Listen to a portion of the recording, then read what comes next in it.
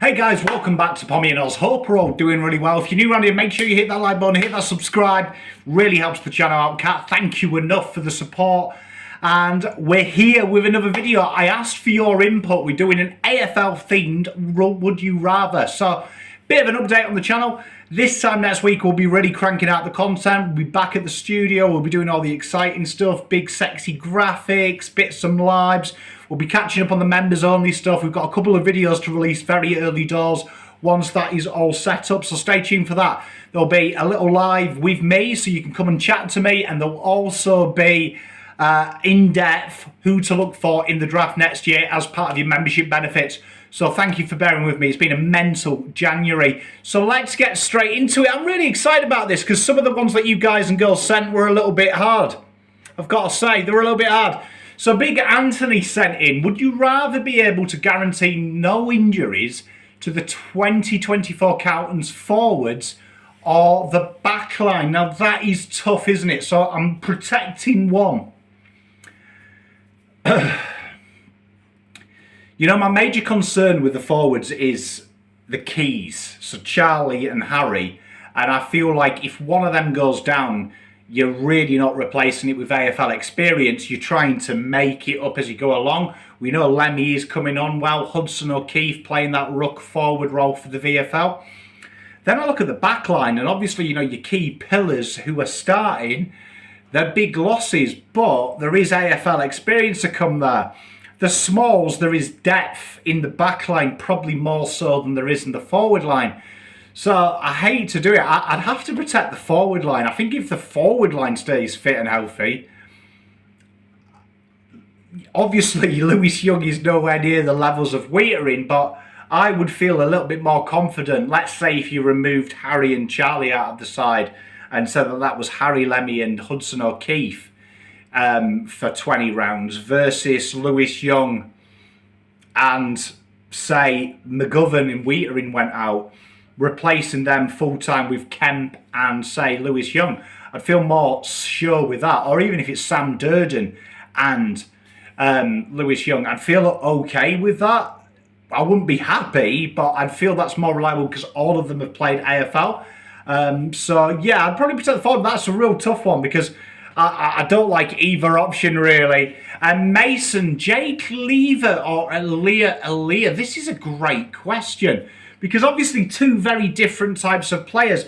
You'd probably say Jake Lever probably a better defender. But I'm a sucker for a little bit of zip intercept off the back line. So I'd probably go Aaliyah. And that's probably because I've played Port Adelaide a few times and Aaliyah has killed us.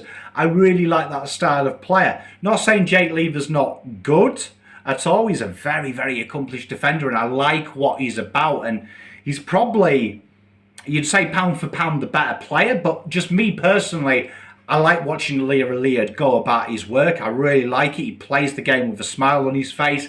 He takes the game on. So I'm probably going to go with Aaliyah there. That is a really good question. And it's one that doesn't break my heart so much. Sam Walsh or Zach Butters? This is a really, in my opinion, a better comparison than the Connor Rozee and the Sam Walsh one that kind of plethores the airways. Because for me, if you were just talking about Connor Rozee, he needs a Sam Walsh to do what he does, where Sam Walsh is the start, the building blocks of all midfields. So Sam Walsh, for me, could plug and play in 18 AFL sides, where in my opinion, Connor Rozee couldn't. Now, Zach Butters is a ball-winning player himself. He's very tough.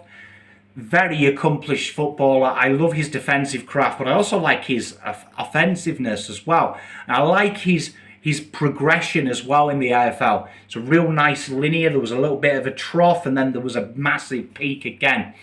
Sam Walsh, for me, is built different, though. I think people really understate his year last year. In and out of the side with injuries, injury-interrupted pre-season, and then goes on to win the best finals player, the Gary Ayres medal, which is hard to do, especially if you're not playing in a granny. And I think that says the model of the player. So for me, it would be Sam Walsh all the way. And that's just taking my Carlton bias out of it. Try and answer these questions not as a Carlton fan if I can, to give you guys and girls the respect So yes, Sam Walsh for me, I think he's the total complete player, and I feel like there's so much more to come as well from Sam Walsh. Great question. Lockie, oh dear, a season without Whittaker or a season without Charlie?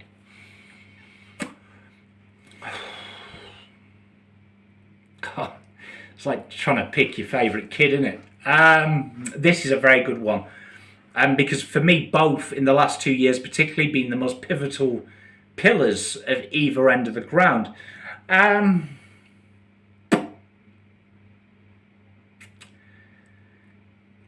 Oh, God.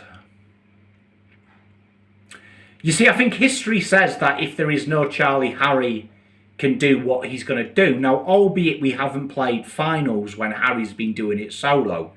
I would argue that as good as Charlie is, and I think he's the best forward in the league, I also think Whittaker is in the same mould of that. Now, earlier I did say that I'd feel better if you took all my forwards versus the back line. I think when it's pound for pound though, I don't think there's anyone as good in the list as with the gap in per se. If you take Whittaker out there and you replace him with someone else, I think the level of skill is bigger than taking Charlie out and saying Harry does it on his own with someone accompanying him. So I'd rather do the season, I hate to say it, without Charlie, and that breaks my heart. But I just think Whittaker is that good, and he's the second defender, the gap between the second defender and the best, which would be Whittaker, versus the gap between Charlie and Harry, I think is narrower. So yeah, that breaks my heart. So you can see how honest I'm answering these questions. Tex Walker or Tom, another good one from Mace here, or Tom Hawkins. Both can turn a game. Both are incredible forwards as well. Incredible, terrific forwards. I sway towards Taylor and towards Tom Hawkins, and I'll tell you for why. Was the lead forward, but he's always kicked goals with whoever that forward is with him, whoever his second is. He's always done it. And then in the peak of his powers, so as he turned 30, towards the 30s, where he should be getting an easier job, he really did well at really becoming the second to Jeremy Cameron. And I think that shows how well-rounded he is. With Tex, if, let's say, Adelaide brought in a Jeremy Cameron, I don't think Tex would be as good with Jeremy Cameron as Tomahawk has been. Albeit Tex is phenomenal, and there's no getting away from him. Brilliant footballer. I love watching both of these footballers. And I'd welcome both into making a dream team. If I was making a team, I'd be happy with either or in my team. But yeah, I'm going to go Taylor, just Tom Hawkins, just purely for the longevity, which is very similar, but also the fact that he's really redeveloped his game many a time. And I feel like, in my opinion, he's the better of the player, the better of the two. I can only keep two: Irene Connor, Cripps, Walsh. Oh God, I'm glad I've only got two kids, because trying to pick four would be hard. Oh gosh. How many? What? You see, this is where you've got to look at the draft, like as a nerd like me. So let's just say if you had picked 10, which of them positions are easier to cover? You're probably going to get a mid, but are they going to be as good as Cripps and Walsh? Historically, yes, you could probably find another Cripps, so I'm going to knock Cripps out of this conversation. Walsh is a pick 1, Whittaker's a pick 1, Charlie Curnow is that mid pick. So I'm going to keep Whittaker and Walsh. And that's just purely from a list. If it was from a heart point of view, it would be Curnow and Walsh. But using my football head, Whittaker and Walsh. Whittaker and Walsh, if I had to keep the two. That is tough, man. Carlton win, Anthony with a good one here. Carlton win the Premiership in 2024, or the drought continues for another 20 years, but they win a three-peat. 38 now, so that would be 58. So I can still enjoy it. Could I do another 20 years of drought?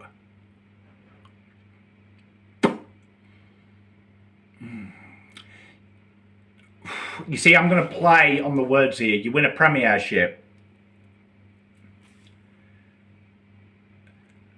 I'll take the premiership now. I think I'm ready for a little bit of glory, and I'll take whatever comes after that. But winning the flag would be huge. That's tough, though. That's tough. Whittaker getting his Rouse Macca. Go and subscribe to Rouse. He's a great bloke as well. Whittaker getting his first All-Australian. Like Kerno getting another Coleman. God, you guys are really picking on Charlie, aren't you? Even though I'm his #1 fan. Whittaker getting his first All-Australian. I think I'm not one for personal accolades. They're good. Team accolades, obviously, in this sport means so much more. But I do feel that Whittaker needs that recognition. Probably not for himself, but I just think he needs that recognition. For me, I think the fact that we're talking about he hasn't got it is a crime. And Charlie's won 2, and I'm sure there's many more. I think when Charlie retires, he'll have 8 minimum. But I'm going to go with Whittaker's first All-Australian and give him what he deserves. Would you rather Patrick Cripps or Charlie Curnow be injured for the full season? Gosh, Carlton Flaggers, that is tough. Oh, God. So I'll lose the captain or I'll lose our key goal kicking. I'd back Bam Bam and Hewitt to step up in his absence. I think when Carlton have lost Cripps, they have found a way. Yeah, Charlie Curnow for a whole year. I can't do it anymore. I need to sing the song, so I'm going to back Charlie Curnow in here. It's a great question. It's hard. But I'm going to back Charlie. I feel like we've got midfield depth. Carlton, McElrod here. Jesus, this is going to cause an argument. I'm going to upset a nation or upset my wife. Carlton missed the 8 for 3 years, or you watch your wife's team beat you in the granny. I wouldn't say I'd happily do it, but I would rather get to the grand final and St Kilda beat us and Zoe's happy. Because I would be happy for, what, 27 weeks? And she's happy for 52 weeks. Happy wife, happy life. That is a tough question. McElrod, that is harsh.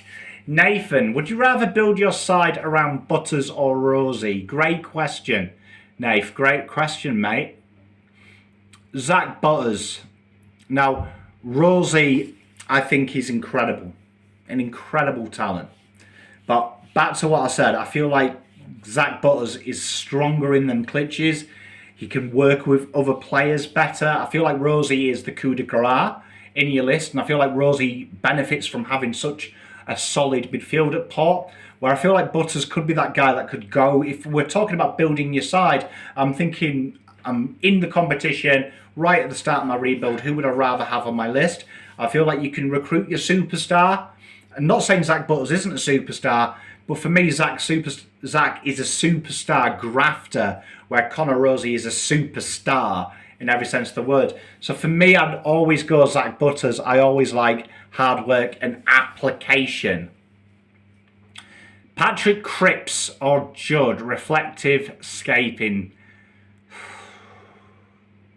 Only one of them will be a premiership and a one-club player. See, as good as Judd is, he was phenomenal, and I love Judd. There's something about Cripps, man. There's something about Cripps, and I don't like to be drawn into the semantics and the romance of it all, but I'd go Patrick Cripps, and the reason is I feel like that level of loyalty and that level of hard work and endeavour does something, and the storyline, and I agree with you. I think he'll go down as one of the greats when he is a multiple premiership captain, and I think the wonderful storyline of Cripps is the hard work he's gone to get there. Not saying Judd didn't, but he did. Taylor, would I rather have Terry's hair or Charlie Coleman? Charlie gets Coleman 3 years in a row. Charlie, no offence to my good mate Terry. Don't grow bad hair myself. You can say I'm long overdue a haircut. So, as immaculate as Terry's hair is, going to go with Charlie Curnow. Great question. Night or day, Granny? Okay, I know. Great question, Jazza, mate. I actually think a night final is where it's at. I think for me, when stadiums are dark and lit, I think when you look at the 7:50 kickoff, for me, I think that's magical. I know you get a bit of the twilight atmosphere, but for me, I think you could make a day of it, the grand final day. I think I'd love to see an under-18s game, open that up so you get to know who's coming in that draft. They get the exposure, a big concert and fanfare there. And then I think it would be magical. I understand the requirements of people with work and kids and things like that, but I just think the amphitheatre of a night game is just so much different. I know the day's good and people have got the night to celebrate, but Jesus, I'm 38 with kids. If I win a grand final and the game finishes at 11, I'm still getting on pissed till 5 in the morning, as I would do if the kickoff is at 3. So I'm all for a night. Let's try something new. You don't know if it's going to be good. Carlton flag without Kerner or a flag without Cripps? Caleb. Jesus, these are tough. Oh, I feel like I'm dogging my boy. You can't win a flag without your captain. I know. I look at Murphy when he missed it with the Dogs, and although there was that sentiment where Beveridge gave him the medal, I think Cripps deserves to be there with more than anyone in that list to be there on the day. So has to be a flag with Cripps. Would you rather have Prime Fev or Prime Charlie? Asked Charlie. It's not Charlie Kerner though. Prime Charlie. Prime Charlie, because I think there's more to go with Charlie, and I think he will do something Fev never did, and that's kick 100 in a year, and I think that's this year. Early call. So I think Fev has got the magic and the mystique and the atmosphere. I think that Charlie Kerner, although Fev, you could argue, might be a better goal kicker, I think Charlie Kerner's career will be surpass Feb's, and I think he'll kick 100. And I think it's harder to kick goals in the era we're in now as well. I think that should be understated. You look, even in Feb's day, although the defenders were evolving into what we have now, these guys are athletes as well. So Prime Charlie, and I might upset some of the older crew. 2019 Cripps asked Austin, or 2021 Walsh?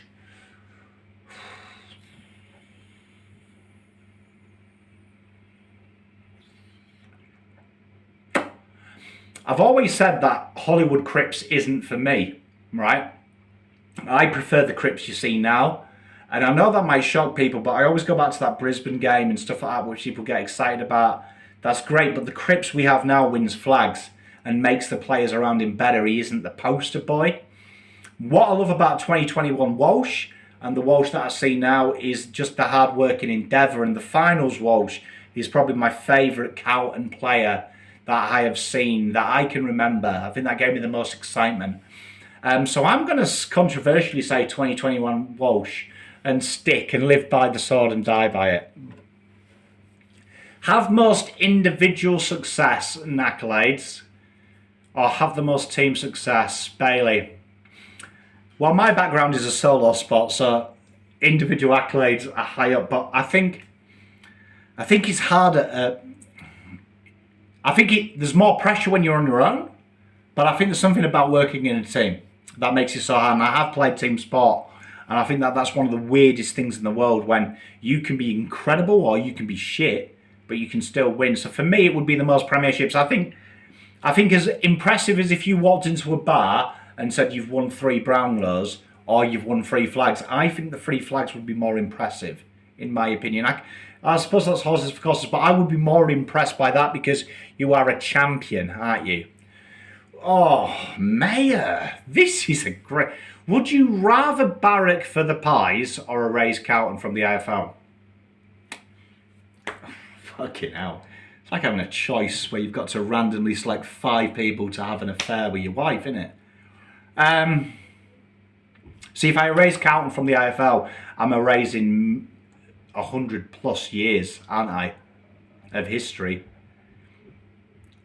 Where if I just support the Pies, I don't have the 30 years of pain that I had now, and that I've lived with, and that's I'm gonna get on the Pie train if that is my choice. Don't hate me. Sam, would you rather have Prime Fev or Prime Judd to our current list?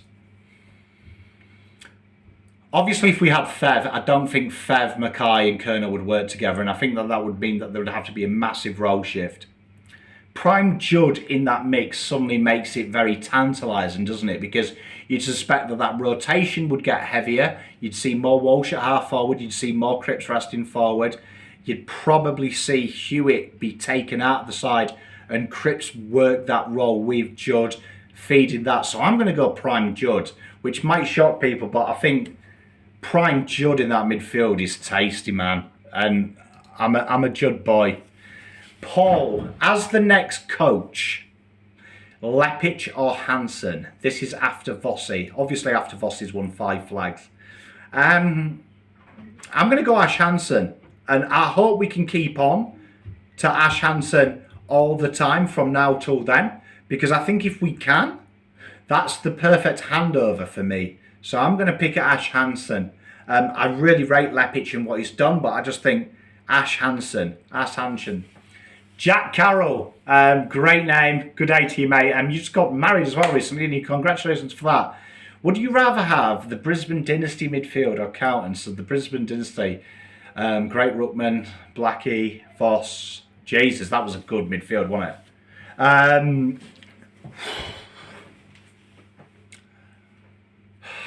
I mean, history would say that you'd have Brisbane's won it, but I wouldn't change our midfield for any midfield in history. I'll tell you for why, because it excites me. It's what our core is. So I'm going to stick with our boys and say that they win, that they match the accolades. I'm going to back them in. Casper, would you rather win? Who would you rather win flag 17 before Carlton? Collingwood or Essendon? Easy, Collingwood. I hate Essendon more. 2 reasons. 1, their fans are meaner to me than Collingwood ones. And 2, I just think that is the rivalry. And I think that Collingwood have won one, and I've got over Collingwood winning. I didn't really buy into the banter, and fair play to Collingwood, you're not always in my posts. I've always tried to have that mutual respect for rivalry, which I think is very important. I don't harp on it about it. So I'd probably rather Collingwood win it, because I think I've always got Essendon's finals drought then to dine out on in the background. Ethan, would you rather change to Collingwood or Essendon? Oh, Jesus. What I want to finish on. Collingwood. I'd rather change to them purely because the Collingwood fans that I genuinely associate with are decent. I'm not saying the Essendon ones that I know aren't. There's some lovely ones. Shout out to my mate Joe, who's Chabby Joe. He's a fantastic Essendon fan. He's a great guy. Intruder as well. He's a great guy on Twitter. But yeah, probably the Pies. To be honest, it's the red and black. There's just something about it. They always get me. I think if you watch the watch-alongs, I'm more angry against Essendon than I am Pies. It's more banter, but that is it. Thank you very much. We'll do this again. If you like these videos, let me know, because I really enjoy this interaction with you guys and girls. So we might do a few of these because these are good fun. But peace, love and light. I hope you're all well. Pom out.